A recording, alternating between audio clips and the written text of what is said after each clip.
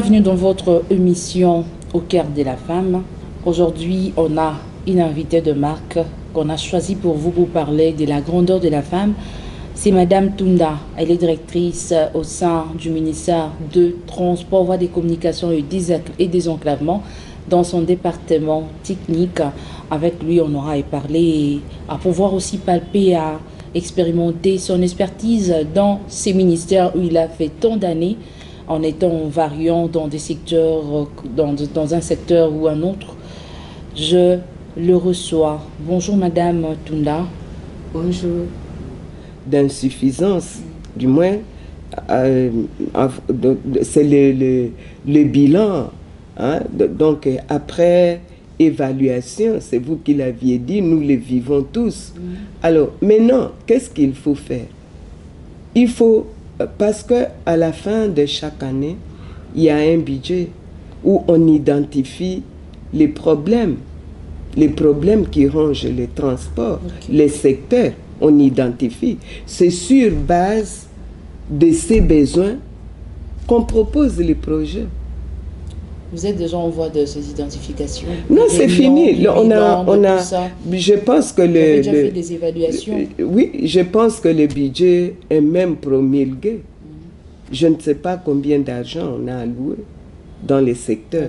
Mais est-ce que, quand on demande, on présente un projet, par exemple l'achat des navires, un grand pays comme le nôtre, on ne peut pas vivre toujours en ayant les navires en leasing. Non, c'est impossible. Alors, est-ce que quand on demande l'achat des navires, on propose un montant? C'est le même montant qu'on alloue? Je ne sais pas. Ça, c'est on avait dit qu'on pourrait au moins aussi développer des côtés de la voie ferrée. Mais jusque-là, il y a... Voilà. Rien tout du ça, tout ce sont des problèmes, ça demande des moyens. C'était dit pour les gens de Tiangou, on pourrait au moins, du côté Tiangou, on pouvait au moins mettre en marche la voie ferrée, ça pourrait au moins aussi nous éviter l'embouteillage. Je me souviens autrefois avec le défunt ministre Chéribin Okende, il y avait un projet, comme nous on était accrédités dans son ministère, il y avait un projet qu'on devait mettre en place par rapport à cette voie là, du côté de train, mettre en marche quelques trains, ça pourrait permettre aux gens de l'autre côté, au lieu que tout le monde, que nous puissions prendre la voie terrestre, on pourrait aussi utiliser cette voie, ça pourrait aussi désengorger quelques secteurs de transport. Il n'y a pas que ça, il y a aussi le transport fluvial, taxi fluvial, les projets existent. Ah bon? Oui, les projets existent, ici, il n'y a pas que ça. On a déjà vécu cela, la voie fluviale. Oui, mais avant de vivre, il faut commencer par un projet, financer et puis mettre en œuvre. Pour ce mandat, il y a eu ce genre de projet sur la voie fluviale. Oui. Il y en avait eu au début. Il y en a. Donc, il y a des projets qui existent. Mais c'est à vous, madame, aussi de marteler, de rappeler les gouvernements. Si on trouve qu'on a introduit des projets, qu'on ne répond pas, il fallait à chaque fois faire des démarches pour rappeler, insister pour qu'on entende, puis on fait voir à quoi est-ce que c'est important et puis... Et nous comme experts, qu'est-ce que nous faisons?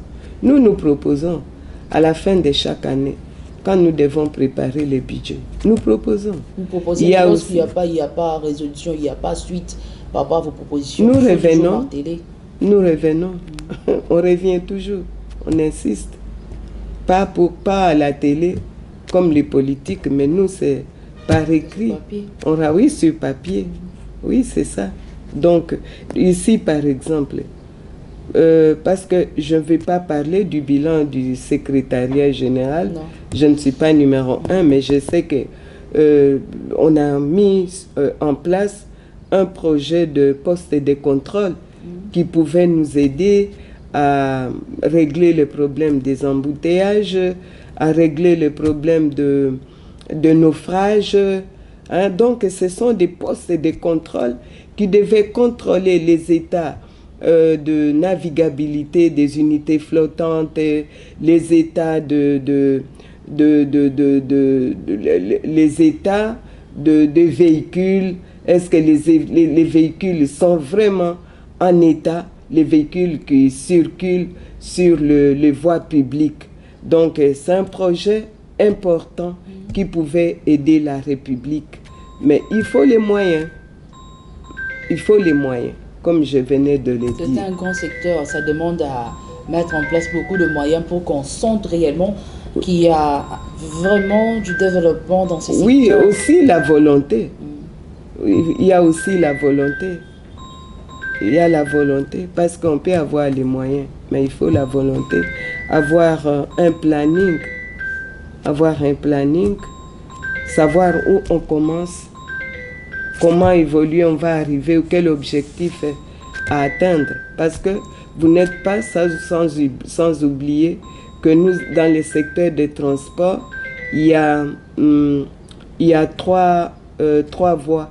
Il y a la voie terrestre, route rail, il y a la voie fluviale, maritime, lacustre. Il y a également la voie aérienne. C'est vaste.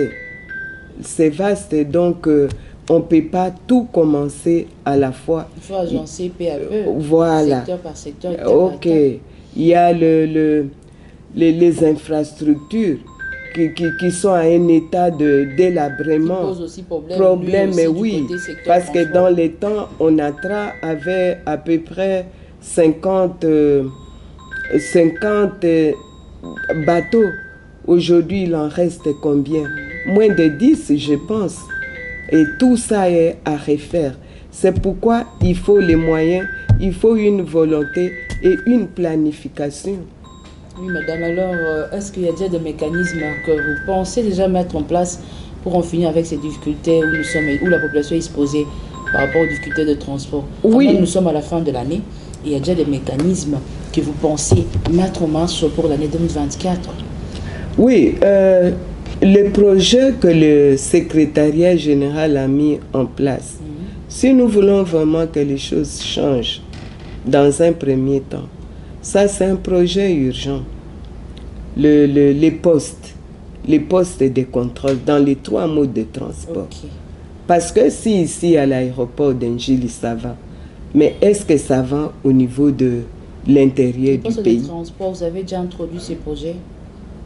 Oui, dans le budget de l'État. Cette année ou depuis? Non, cette année. Cette année, oui. Donc, pour moi, le poste de transport pourrait résoudre aussi ces problèmes d'embouteillage. Parce que, hormis les routes, il y a aussi les comportements des usagers. Les usagers. Nous voyons même dans les pays voisins qui ont autant de véhicules comme nous, qui ont aussi les difficultés de route. Mais parce que il y a les contrôles, il y a les civismes routiers. Les gens arrivent à résoudre le problème des embouteillages. Et maintenant, si nous avons les postes de contrôle, les agents formés qui ont les engins, ils peuvent bien faire le travail dans les 3 secteurs. Regarder, contrôler les aérodromes, les aéroports, les pistes. Évidemment, il y a l'autorité de l'aviation civile, mais il y a qui y a à la charge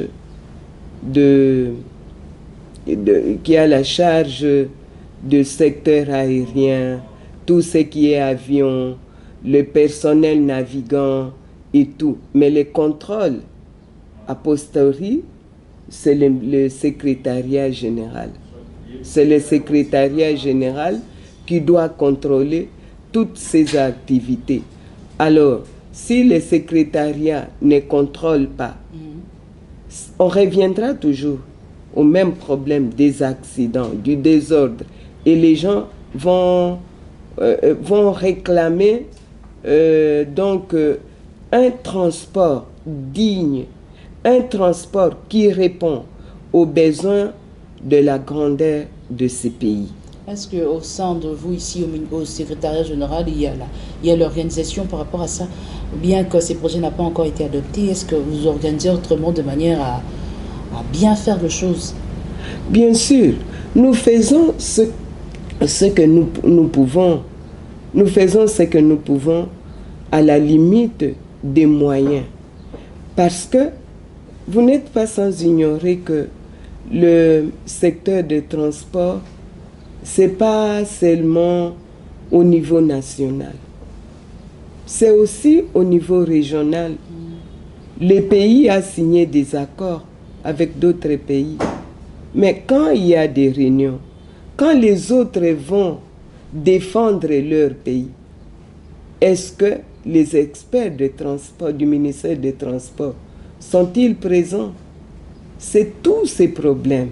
Nous faisons sur les orientations de monsieur le secrétaire général. Nous faisons ce que nous pouvons, à la limite de nos moyens. Il y a 6 mois? Oui, à peu près. J'étais à la direction de la marine et voies navigables. Aujourd'hui, je suis à la direction technique. Quels sont alors les faits marquants? On peut se dire que depuis que Madame Tunda est à la gestion de ces directions techniques, il y a un tel changement, il y a ceci, il y a... Oui, il y a d'abord la numérisation. Okay. Il y a les textes qui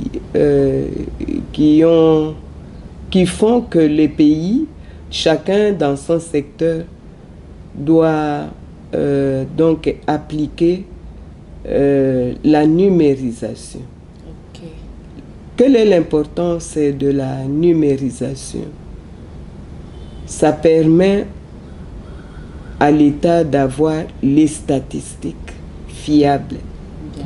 Et puis, ça permet aussi de mobiliser les fonds, mobiliser les recettes. Le gouvernement a besoin de moyens pour atteindre ses objectifs. Alors, je pousse à mon niveau, je prépare les textes de mise en œuvre pour que la numérisation, en fait, soit effective dans les secteurs du transport. À part la numérisation, quel autre... Oui, à part la numérisation, il y a le désenclavement. Avant, c'était le ministère des Transports et Voies de communication. Aujourd'hui, il y a le désenclavement. C'est un secteur clé. Si une fois nous arrivons à relier les provinces, relier les territoires, les secteurs, pour favoriser les échanges, nous pouvons résoudre tant ça peut la misère de la population et nous pouvons obtenir également la fluidité de transport. Quand il y a fluidité, il y a les échanges et l'économie du pays sera florissante. Donc, nous sommes en train de travailler sur le désenclavement. C'est où on a parlé aussi de postes de contrôle. En dehors de ça, nous avons vu la mise en place de l'autorité de l'aviation civile. Cette structure est salutaire pour l'État congolais. Bien. Mais nous croyons que cette structure doit être représentée à travers la République. Ce n'est pas représenté à travers la République? Non, non, c'est juste, je pense, à Lubumbashi et à Kinshasa. Ce n'est pas encore étendu? Non, non, non, non, pas encore. Partout. C'est juste une partie de la République.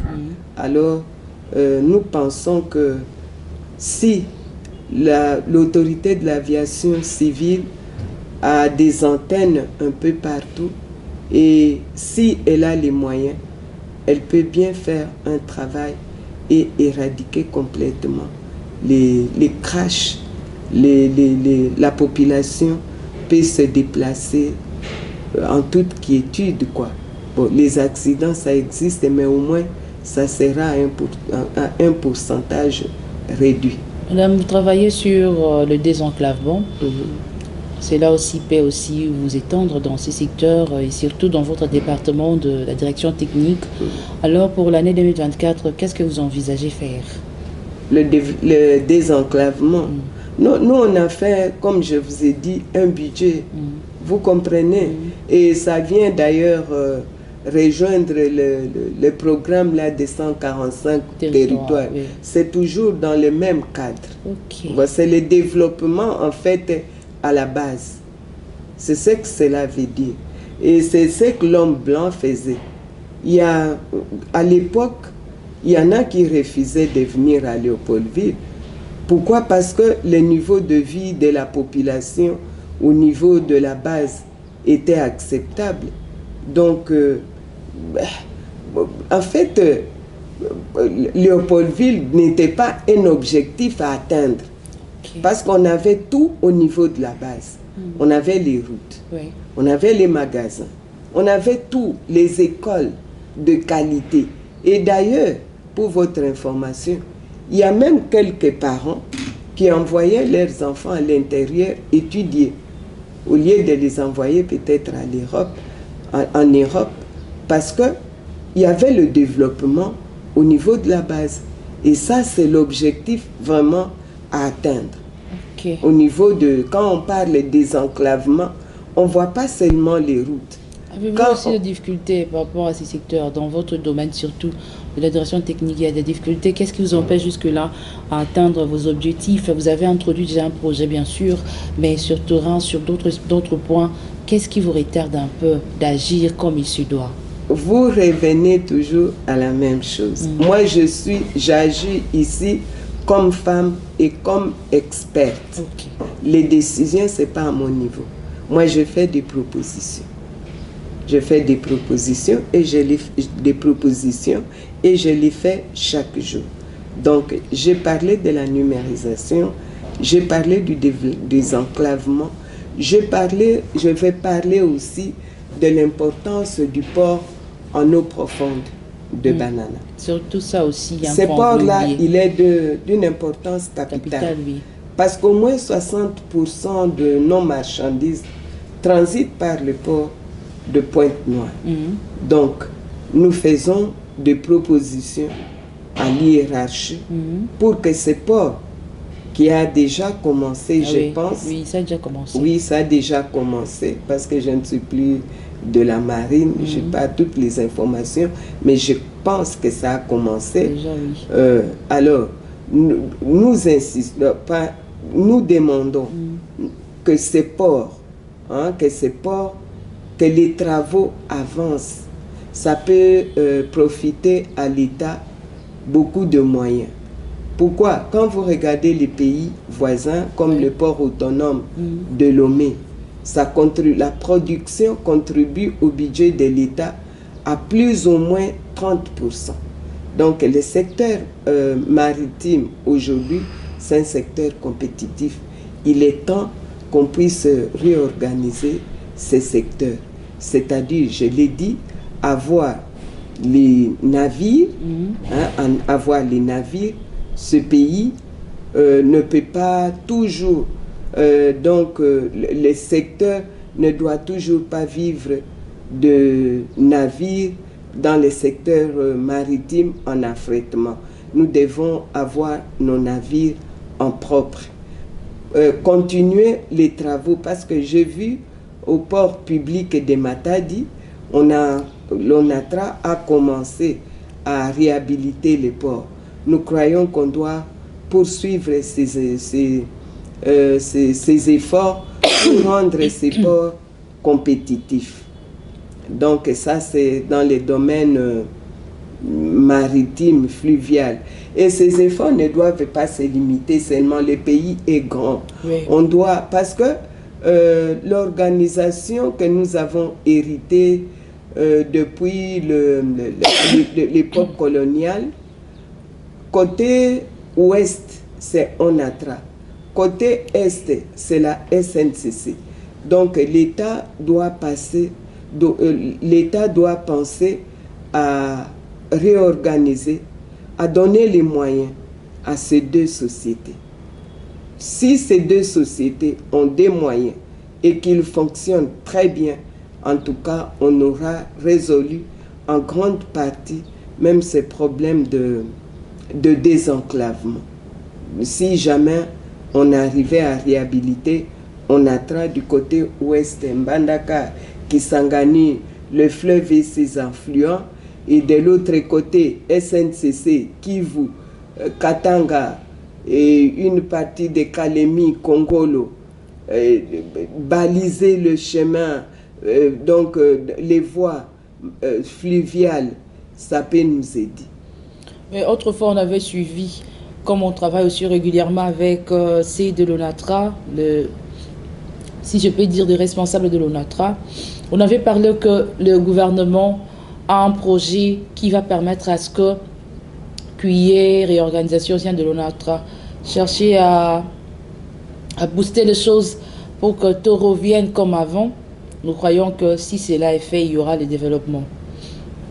Oui, le voyage de 1000 km commence par un pas. Je vous ai dit que il y a des travaux de réhabilitation du port public de Matadi. Il y a eu trop de problèmes. On ne peut pas les résoudre. On parlait autrefois de la privatisation de ces ports de Matadi. Non, bon, moi, je vous parle comme expert. Oui. Je parle comme expert du ministère des Transports. On commence à réhabiliter les ports parce que je vous ai parlé des équipements. Je vous ai parlé des infrastructures. On ne peut pas avoir un transport fiable sans équipement, sans infrastructure. Okay. Et ils ont commencé, je pense qu'ils vont continuer. Et je crois, j'ai la certitude. Maintenant, j'ai évoqué le problème du fait que le pays est grand, qu'on ne reste pas seulement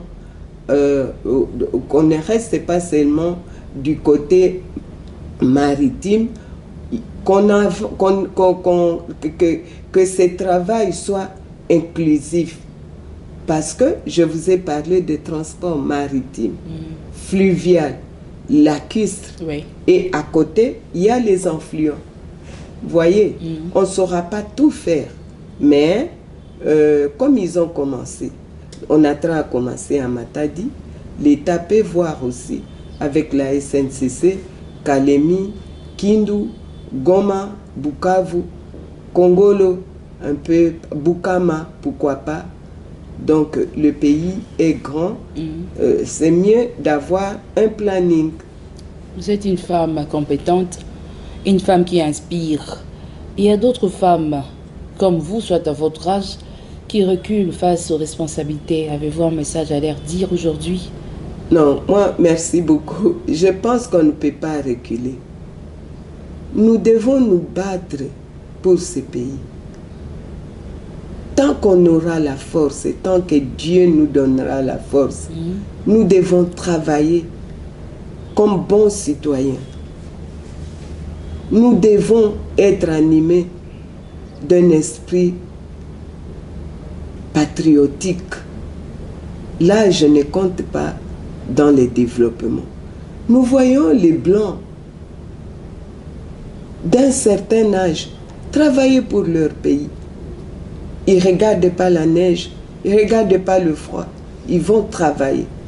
Nous devons travailler non pour l'argent d'abord, parce que tout travail procure l'argent. Quand nous venons travailler, travaillons. Si c'est 8 heures de travail, alors c'est 8 heures de travail et non 8 heures au travail. Nous qui avons l'âge, nous devons avoir un cœur ouvert de préparer la jeunesse, préparer la relève. Nous devons inculquer les valeurs à cette jeunesse, combattre les antivaleurs, combattre les antivaleurs, parce que nous devons laisser un pays avec une population responsable. Ce n'est pas le travail de seuls les ministres ou bien du président, c'est le travail de tout le monde. C'est à l'unisson que nous pouvons réussir. Pour ce qui est de l'administration, c'est un domaine un peu particulier. Parce que C'est un domaine normatif. Particulier comme particulier, oui, je vous dis, c'est un domaine normatif où il n'y a pas des à peu près. Si c'est un bateau... Il y a l'exactitude. Oui, bien sûr. Si le bateau n'est pas en état de navigabilité, ne délivrez pas le permis de sortie. C'est clair. Vous comprenez? Si le véhicule n'est pas passé par le contrôle technique, eh bien, il ne circule pas sur les voies parce que c'est un danger. Si le chauffeur ne remplit pas les conditions, ne délivrez pas le permis de conduire. Le pilote mêmement, les aéronefs qui ne répondent pas aux conditions de navigabilité. Ça ne peut pas circuler. Donc c'est ça, c'est à ce sujet que je vous ai dit que c'est un domaine normatif. Quand vous venez, vous devez avoir les compétences. Vous devez avoir les compétences pour gérer les secteurs, pour travailler dans ces secteurs. Parce qu'en fait, c'est un secteur où on ne vient pas pour s'enrichir, excusez-moi les termes, mais c'est un secteur où on rend plus service. Mais je sais que tout travail mérite salaire. Ok, madame, nous sommes déjà presque à la fin de notre mission au cœur de la femme. Pour aujourd'hui, madame, quelle est l'idée, quel est, si on peut dire, un conseil que vous avez à dire à toutes les femmes partout dans le monde par rapport au travail, les femmes qui travaillent, des femmes mères, d'une manière générale, que pouvez-vous les conseiller étant qu'une femme qui inspire? Oui, merci. À toutes les femmes du monde, parce que vous avez parlé d'abord des femmes du monde, nous avons un seul combat. Vous avez suivi les élections de Ségolène Royal en France. Ségolène Royal avait les compétences. Beaucoup d'hommes n'ont pas voté pour elle. Moi, j'ai lu, nous tous, on a suivi. Parce que tout simplement, elle était femme. Vous avez suivi la campagne de Hillary aux États-Unis. C'est une femme compétente. Même au niveau mondial, les gens croient encore que la femme, il y a des domaines où la femme ne peut pas accéder. Donc nous avons les mêmes combats. Et si vous regardez bien, dans plusieurs pays, qui sont majoritaires, ce sont les femmes. Les femmes doivent être solidaires. De par le monde, nous devons créer des structures pour unir, mutualiser les efforts. Pourquoi? Parce que quand il y a un secteur dirigé par la femme, du moins les rapports que nous avons. Le rapport est positif. Positif, oui. Positif, les rapports sont positifs. Ils travaillent dans la rigueur. Oui, suivant les normes. C'est pourquoi au niveau mondial, nous devons mutualiser les efforts pour atteindre l'objectif. Si c'est la femme qui mérite, qu'elle soit là. Si elle ne mérite pas, alors placer l'homme. C'est important, on ne doit pas être féministe pour rien. Mais la femme travaille dans la compétence, une lead pour bien faire des choses.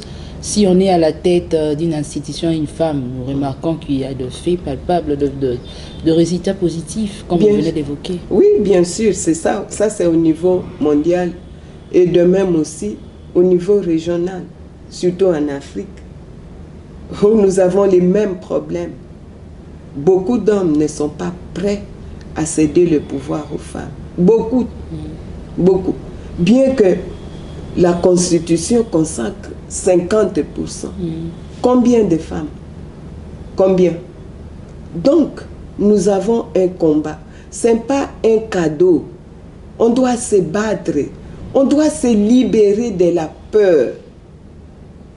On doit se libérer de la peur. Madame, quel va être votre dernier mot? Nous sommes vers la fin de notre mission et nous sommes déjà à la fin de l'année également. C'est dans 2 ou 3 jours comme ça, nous allons entamer la nouvelle année 2024. Quels sont vos messages de vœux? Ouais, ok.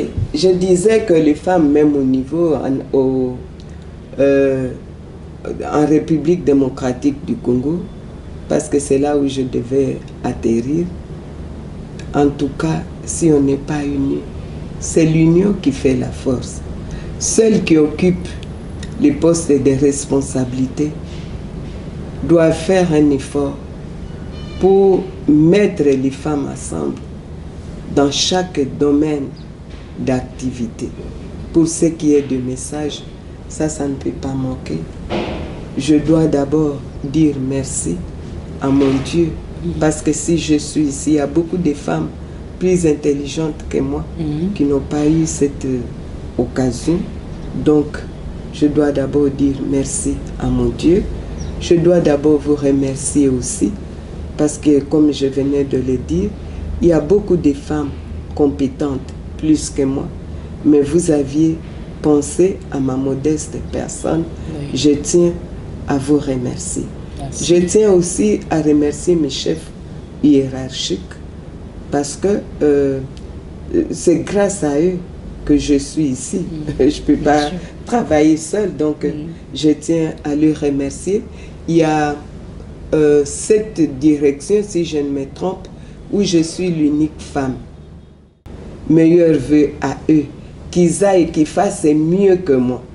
Je salue mes pasteurs, mon église Mapamboli, méthodiste, où je suis chef laïque. Je suis leur maman. Je les aime et je les salue. Meilleurs vœux de prospérité. Mes compagnons de lutte, les sentinelles sur le mirail, Pasteur Alain, avec tous ses collaborateurs, meilleurs vœux. À toutes les femmes du monde, à toutes les femmes congolaises, particulièrement aux femmes de l'Est. Je les aime, je les salue, on est de cœur avec elles. Nous croyons qu'un jour, Dieu nous assistera. Merci beaucoup, Madame Tunda. C'était un grand plaisir de nous avoir acceptés. Vous avez tout laissé, vos programmes, vos réunions. Vous l'avez suspendu un tout petit peu de manière à nous recevoir ici dans votre bureau pour échanger sur l'évolution ou soit sur la bonne marche de votre travail, surtout dans la direction technique au sein du ministère de Transport, Voies des Communications et Désenclavement. Nous sommes à la fin de cette émission. Merci de nous rester fidèles. Merci d'être le nôtre. À nous revoir très prochainement. Au revoir.